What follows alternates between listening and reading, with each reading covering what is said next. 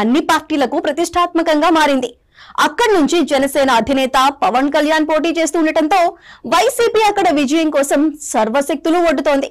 జగన్ తన స్టైల్ కి భిన్నంగా అక్కడ టికెట్ దక్కని సిట్టింగ్ ఎమ్మెల్యే దొరబాబుని పిలిపించుకుని మరీ బుజ్జగించడం చూస్తుంటే వైసీపీ పిఠాపురాన్ని ఎంత ప్రెస్టీజియస్ గా తీసుకుందో అర్థమవుతుంది.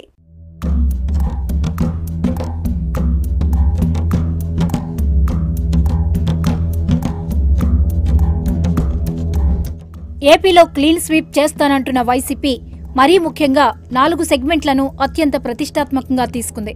టీడీపీ అధినేత చంద్రబాబు నాయుడు రికార్డు స్థాయిలో విజయాలు సాధించిన కుప్పం, నందమూరి బాలకృష్ణ హ్యాట్రిక్ విజయం సాధించడానికి సిద్ధమైన హిందూపురం, తొలిసారి ఎమ్మెల్యేలుగా గెలవాలని పట్టుదలతో ఉన్న నారా లోకేష్ పోటీలో ఉన్న మంగళగిరి, పవన్ కళ్యాణ్ బరిలో పిఠాపురం సెగ్మెంట్లపై వైసీపీ అధ్యక్షుడు స్పెషల్ ఫోకస్ పెడుతున్నారు.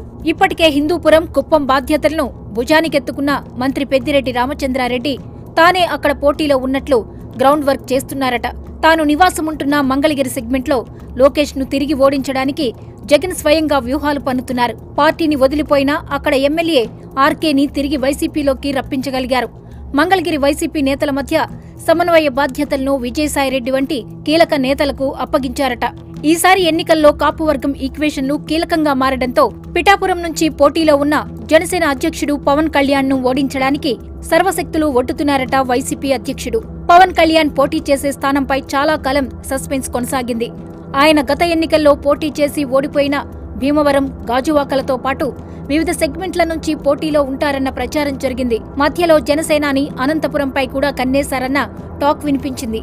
అయితే ఆయన చివరికి పిఠాపురంను సెలెక్ట్ చేసుకున్నారు.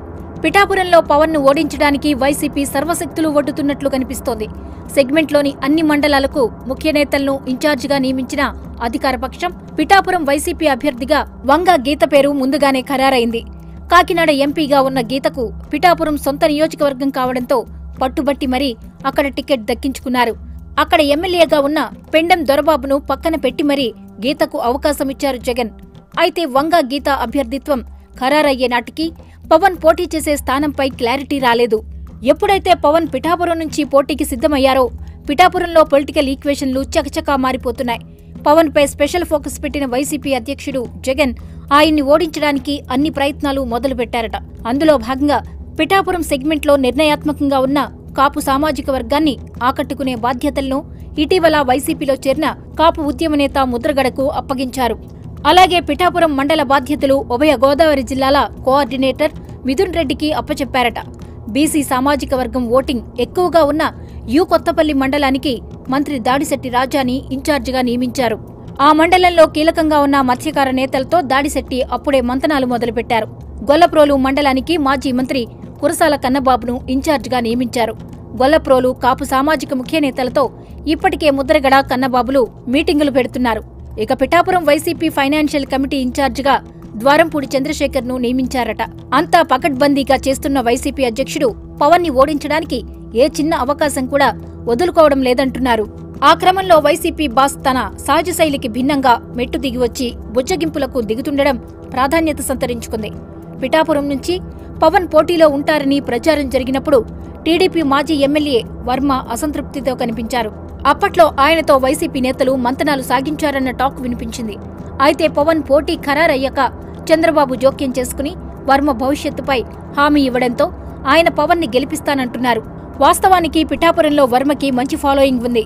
ఆయన సహకరించకపోతే జనసేనానికి కష్టాలు తప్పేవి కావన్న అభిప్రాయం వ్యక్తమైంది. ఇలాంటి తరుణంలో వర్మ జనసేనాని గెలుపు బాధ్యతలు భుజానికెత్తుకోవడంతో జగన్ సైతం బుజ్జగింపులకు దిగారు. పిఠాపురం ఎమ్మెల్యే పెండెం దొరబాబును స్వయంగా తాడేపల్లికి పిలిపించుకుని మాట్లాడారు. టికెట్ దక్కకపోవడంతో అసంతృప్తితో రగిలిపోతున్న దొరబాబును సీఎం పిలిపించుకుని బుజ్జగించే ప్రయత్నం చేశారట. అందరూ కలిసి పనిచేస్తేనే పిఠాపురంలో పార్టీ గెలుస్తుందని అసంతృప్తిని పక్కనబెట్టి మనస్ఫూర్తిగా పనిచేయాలని దొరబాబుకి సీఎం విజ్ఞప్తి చేశారట. పిఠాపురం సీటు తనకే కేటాయించాలని గతంలోనే దొరబాబు కోరారు. ఇవ్వకపోవడంతో ఇటీవల రాజ్యసభ ఎన్నికల సమయంలో కనీసం తన సామాజిక వర్గం తరపున రాజ్యసభకు అవకాశం కల్పించాలని అభ్యర్థించారు. ఆయన అభ్యర్థులను వేటిని వైసీపీ పట్టించుకోలేదు. అలాంటిది ఇప్పుడు ముఖ్యమంత్రి స్వయంగా పిలిచి మాట్లాడటం గమనార్హం.